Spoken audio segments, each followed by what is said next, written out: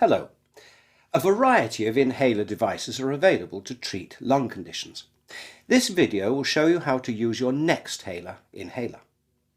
If you use your inhaler correctly, you'll get more of the medicine into your lungs, giving you better control of your breathing problem. But if used incorrectly, you may have poor control of your condition, with the risk of side effects such as a sore throat or mouth infection. Only remove your NEXThaler from its pouch when you're ready to use it. Do not use your NEXThaler if it's been more than 6 months since you last removed it from the pouch.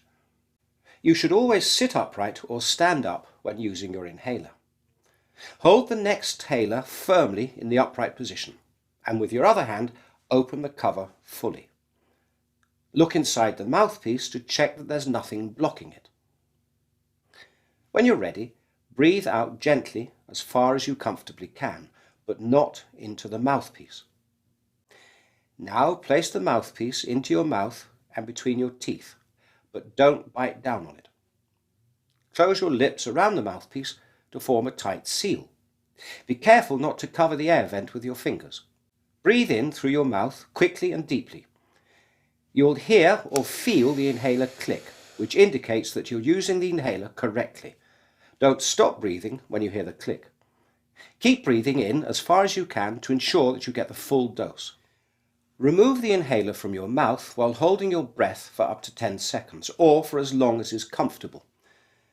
Now breathe out slowly and gently, away from the mouthpiece. Close the cover of the inhaler. Check that the dose counter has reduced by 1. If your doctor has told you to take 2 doses of medication, repeat the procedure. Begin by opening the cover of the NEXThaler. Remember to close the cover fully after every use.